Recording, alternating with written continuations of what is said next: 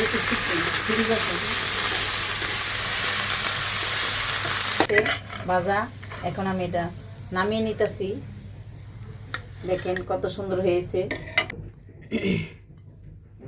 বিসমিল্লাহ। দর্শক বন্ধু আসসালামু আলাইকুম। আপনাদের সামনে নতুন একটা রেসিপি নিয়ে চলে এসেছি। বুটের ডাউল ডিম দিয়ে রান্না করব, একবার অত্যন্ত নতুন। আপনারা রেসিপিটা দেখবেন। প্রথমে তো আমি বুটের ডাউলগুলো সিদ্ধ করে নিয়েছি, মানে অনেক শক্ত তো সিদ্ধ করতে সময় লাগে, তাই আগে সিদ্ধ করে নিয়েছি। আলু সিদ্ধ করে নিয়েছি, তারপরে ডিম দিব,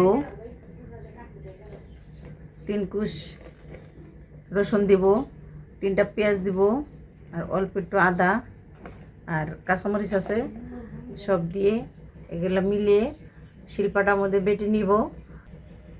বন্ধুরা, বুটের ডাউলের রেসিপি অনেকে করে খেয়ে দেখছেন মাংস দিয়ে। আমি আজকে ডিম দিয়ে রান্না করব।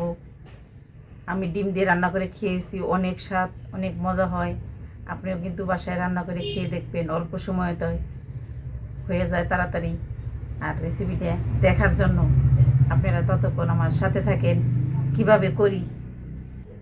বন্ধুরা, আমি দারচিনি, এলাচ, তেজপাতা, জিরে এগুলো সব শিলপাটায় বেটে নিয়েছি।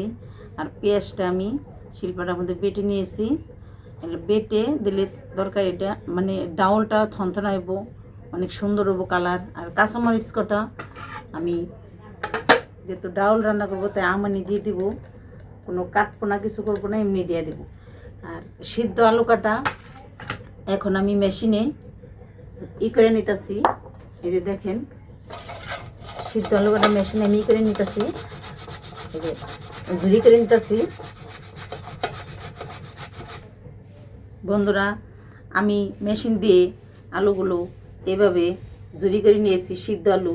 এখন আমি মাখিয়ে নিব, একবারে মিহিন করে নেব।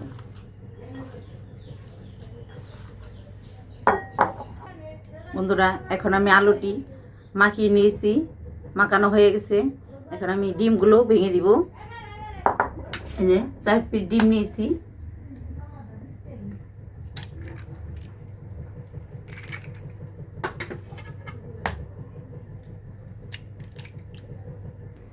চারটে ডিম ভাঙা হয়ে গেছে।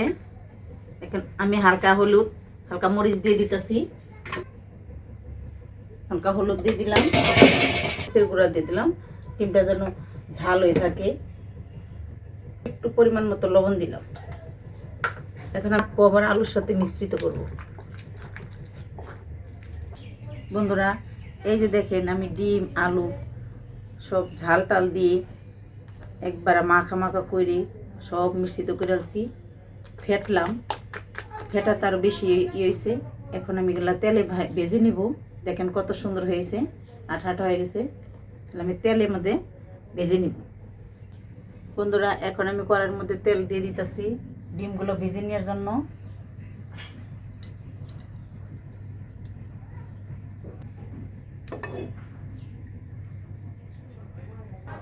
তেলটা গরম হয়ে আসছে, এখন আমি ডিম দিয়ে দিতেছি অল্প অল্প করে।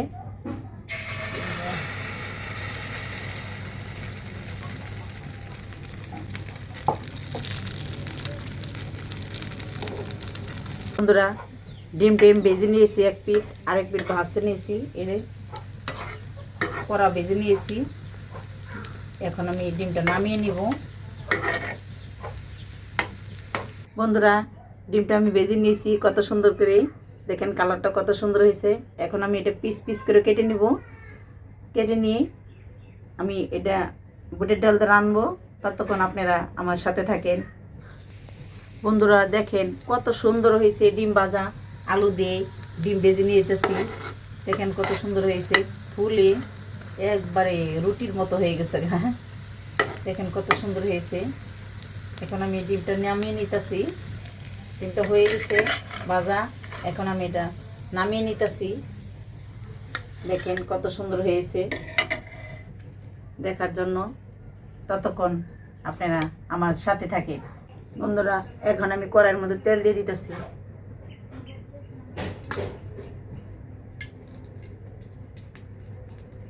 তেলটা গরম হয়ে আসতেছে। বন্ধুরা, আমি তেলটা দিয়ে দিছি, তেল গরম হয়ে গেছে। এখন 2টা তেজপাতা দিয়ে দিছি গরম তেলে। এখন আমি পেঁয়াজ বাটা দিব, আর দারচিনি, এলাচ, লং আর জিরে এগুলো সব আমি শিলপাটায় বেটে নিয়েছি। এগুলো সব আমি দিয়ে দিতেছি, কষিয়ে নিব।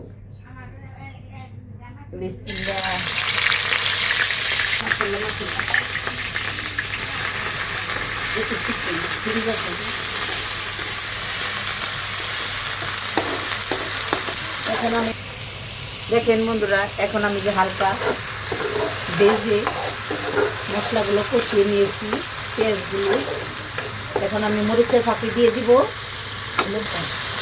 এই যে 1 চামচ হলুদ দিয়ে দিলাম। সেই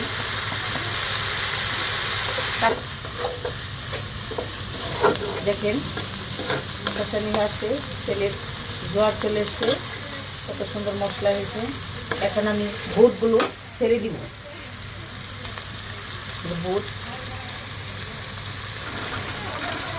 বুটগুলো সিদ্ধ করা বুট কষিয়ে নিব।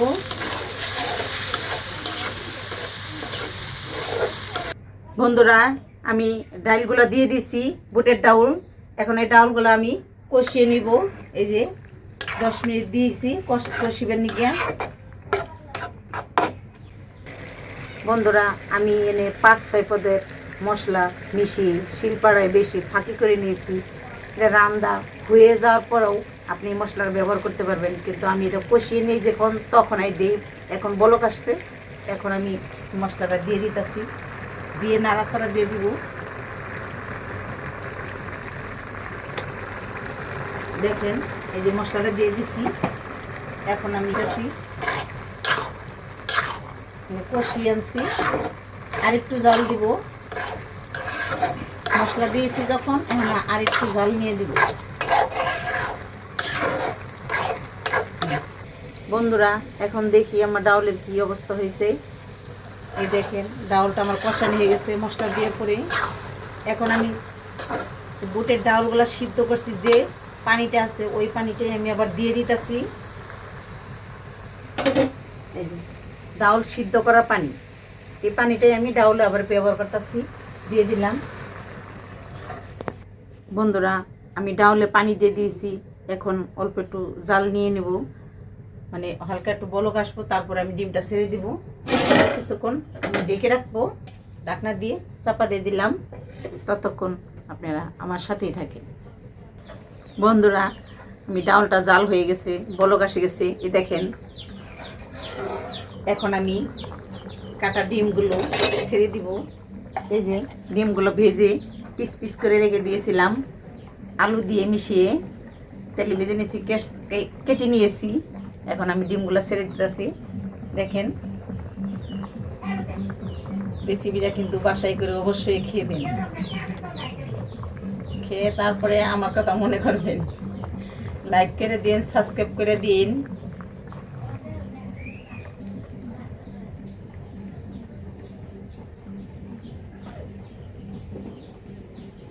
বন্ধুরা, আমার ডাউলটা বলক এসে গেছে, দেখি তো কি অবস্থা হয়েছে। গ্রানে মমন এসে দেখেন ডাউলটা, এই যে ঘুগরি বলক এসে গেছে। এই বলকটা আসলে বলে রান্না হয়ে যায়। আরও আমি 2 মিনিট জাল দিব, যেহেতু ডাউল যত জাল দিবেন তত মজা হবে। তো আমি আরও 2 মিনিট জাল দিব, ততক্ষণ আপনারা আমার সাথে থাকেন। বন্ধুরা, 2 মিনিট জাল হয়ে গেছে। এখন আমার ডাউলটা অনেক সুন্দর হয়ে গেছে, দেখেন গ্রানে মমন এসে। আর ডিমগুলো, ভাজা ডিমগুলো কি সুন্দর ফুলে ফুলে গেছে। এখানে বুটের সাথে ডিম দিয়ে ডাউল রান্না করেছি। রেসিপিটা পরিবেশন করার আগ পর্যন্ত আপনারা আমার সাথে থাকেন, আমার লক্ষ্য রাখেন, সাবস্ক্রাইব করেন, লাইক করেন। বন্ধুরা, আমি যে বুটের ডাউল রান্না করেছি ডিম দিয়ে, এখন আমি ডিম ডাউল পরিবেশন করব। দেখি তো কেমন হয়েছে, আপনারা লক্ষ্য রাখেন। ডাউলটা পরিবেশন করতেছি।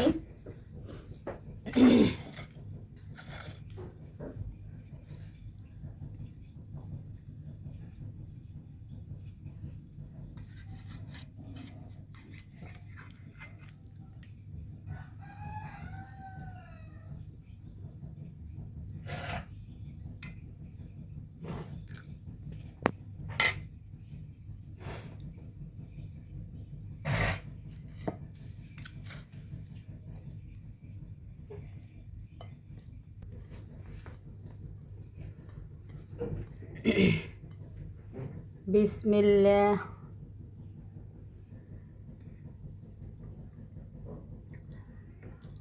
অনেক মজা হয়েছে, বলার বাইরে। অবশ্যই ডিম দিয়ে আলু দিয়ে এইভাবে ভেজে পুটে ডাল রান্না করে খেয়ে দেখবেন। যদি মজা না হয় তাহলে আমার কথা বলবেন না, আর যদি মজা হয় তাহলে আমার কথা বলবেন। আর আমার একটা লাইক করে দিন, সাবস্ক্রাইব করে দিন। ততক্ষণ আপনাদের সামনে আবার নতুন একটা রেসিপি নিয়ে চলে আসবো। ভালো থাকেন।